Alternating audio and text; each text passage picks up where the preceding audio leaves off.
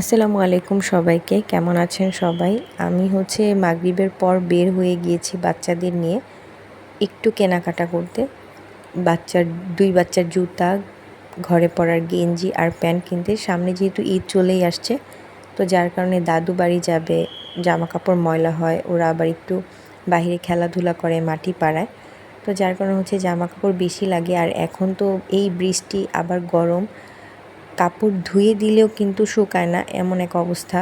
গ্রামেও তাই হয়, যার কারণে জামা কাপড় একটু বেশি হলে ভালো হয়। আর বাচ্চাদের ছোট ছোট জিনিসগুলো কিনতে, ওদের পরাতে, সেগুলোকে ধুতে আমার অনেক আনন্দ লাগে। আর বাচ্চাদের জন্যই মূলত ঈদ। আমার কাছে এখন আর ঈদ আনন্দ লাগে না, কেন জানি।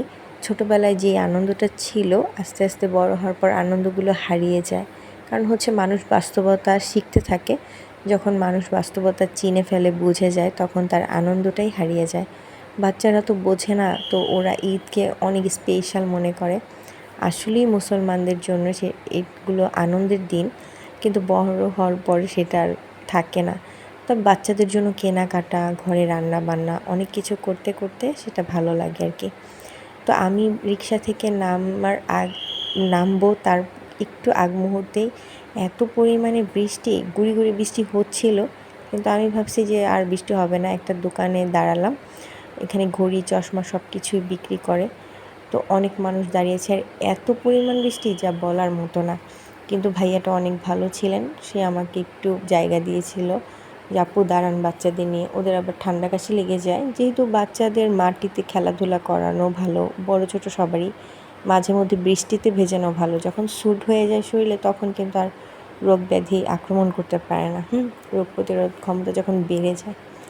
তো এই মার্কেট, এখানে অনেক দোকান আছে পাশে, কিন্তু বাচ্চাদের জুতো এই দোকানটাতেই ভালো ছিল। আরও মার্কেটের ভিতরে ছিল, কিন্তু আমি যে যাব, এত পরিমাণ পানি, যার কারণে আমার ভালো লাগতেছিল না। বাচ্চাদের নিয়ে একা একা শপিং করতে আনন্দ লাগে, তখন পছন্দ মতো দামাদামি করে কেনা যায়। আর বাচ্চারা ডিস্টার্ব করে, ওদেরকে খেয়াল রাখতে হয় কেউ নিয়ে যায় কি না বা হারিয়ে যায় কি না। এর আগে আমি একবার মার্কেটে গিয়েছিলাম, পরে দেখলাম একটা মহিলার ভালোই বড় 12-13 বছরের বাচ্চা হারিয়ে গেছে। তো আমি অবাক হয়ে গেলাম যে এত বড় বাচ্চা এত মানুষের সামনে কিভাবে হারিয়ে গেল।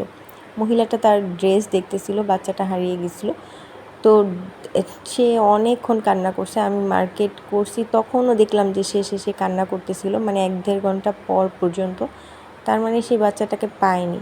পরে পেয়েছে কিনা আমি জানি না, তবে আল্লাহর কাছে এটাই দোয়া করেছিলাম যে সে যেন তার বাচ্চাটাকে পেয়ে যায়। যে হারায় সেই তো বোঝে, তাই না? যার আছে সে কি কখনো বোঝে? বাস্তবতা যখন মানুষ চিনে যায়, তখন মানুষের মাঝে আনন্দটা হারিয়ে যায়। আর বাচ্চারা তো বোঝে না, ওরা আবার কেনাকাটা করার পর আম্মুকে বলতেছে যে দই কিনে দাও, আইসক্রিম কিনে দাও, মিষ্টি কিনে দাও। তো আমার টাকা একটু কম ছিল, আমি তো সেইভাবে বের হইনি। আর দামটাও বেশি, বেচা কিনে নাই কোনো দোকানে, কিন্তু তারা এত পরিমাণে দাম রাখতেছে প্রত্যেকটা জিনিসের। আর এমনিতেও সব কিছুর দাম বেড়ে গিয়েছে, দেশের যে অবস্থা।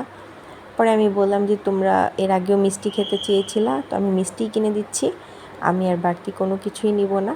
তো ওদের জন্য আমি অল্প অল্প করে কিছু মিষ্টি নিচ্ছি, আর পরে আবার টাকা হলে আবার কিনে দিব। এগুলো আগে খাক, কারণ বাচ্চারা খাওয়ার চেয়ে আগ্রহ যেভাবে দেখায়, ওরকম কিছুই করে না। দিন শেষে ওরা কিছুই খায় না, মাথা খারাপ করতে এক্সপার্ট, যে এটা খাবো, ওটা কিনে দাও, সেটা করব, কিন্তু পরে দিন শেষে কিছুই করে না। এগুলো আমার বুঝ হয়ে গেছে। আর আমার কাছে টাকাও কম ছিল, যার কারণে আমি অল্প পরিমাণে কিনেছি, লাগলে আমি পরে আবার কিনে দিব।